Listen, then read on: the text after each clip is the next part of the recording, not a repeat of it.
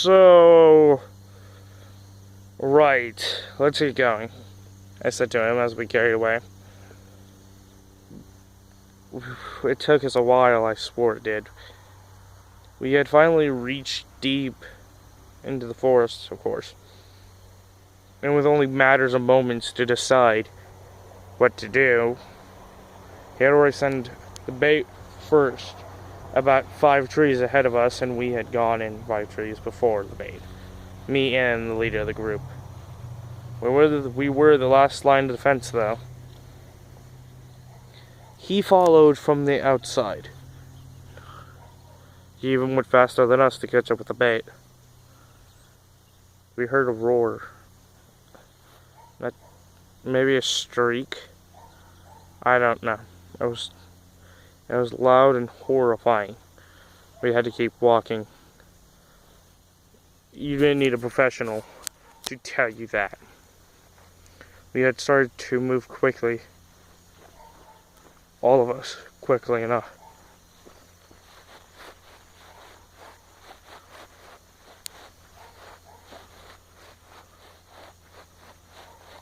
You could just hear our footsteps almost.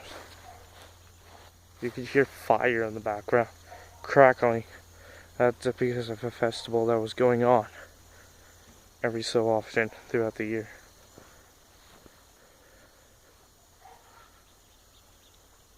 So, when are we gonna reach the creature? It's nearby, believe me. It's either above us or by one of your guys's, to your guys's left. Watching you guys instead of the bait. He's gonna go for the bait though, but he's watching you guys to see what you would do. So he's watching us. How do you know it's a he? We met once before. And you'd say I gotta live close and too personal with it. Oh, sorry. That's not your fault. He said, quiet tickle. Says he left the forest. The bait. In mere seconds, everything just stopped. Everything just stopped. That's all I could say. All I could say was nothing. What? I said nothing was going to happen.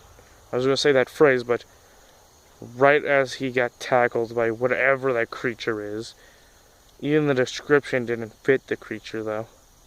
It was spikes covering the creature. I just kept saying nothing. Just nothing. I didn't think anything would actually happen. I was wrong. I was so wrong. He got pulled to the ground and nearly beaten. That's when the leader of the group slashed the back of the creature's body and just yeeped, and cried. I almost made a few whimpering noises trying to pretend that it was hurt, or more hurt than it needed to be.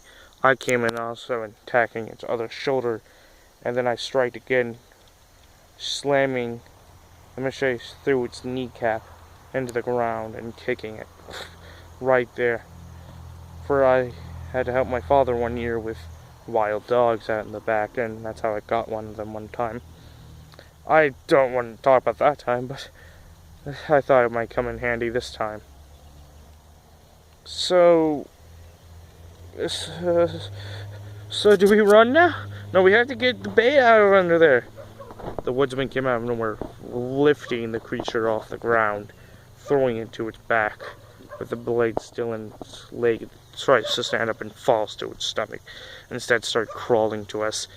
We all took what you could call a direct U-turn, and we dashed for high hopes out of that forest. We just ran. The axeman was the only one with a real weapon besides the bait, but the bait was banged up enough, and he couldn't really swing the weapon, even if it was to save his life.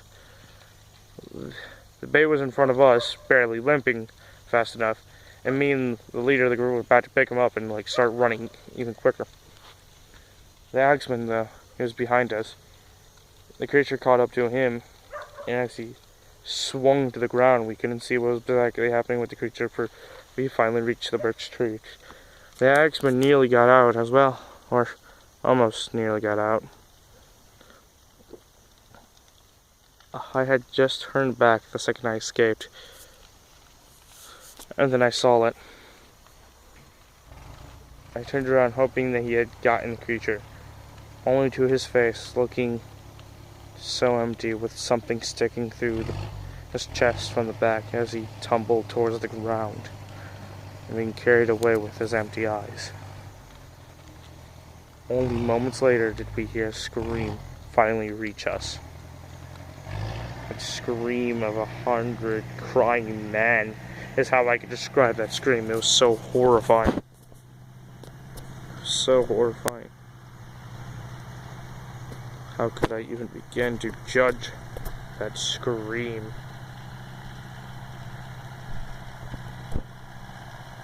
We had escaped by taking a tractor. Not taking a farmer who was willingly giving us a tractor ride back. I just watched towards the forest where he could have gotten out of. Once we had gone back to the entrance of the forest, our friends were waiting there instead of hiding in the cabin like how the woodsman had told them to. Poor bastard, I said to them about him.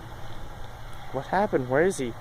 You can say he's taking a dirt nap.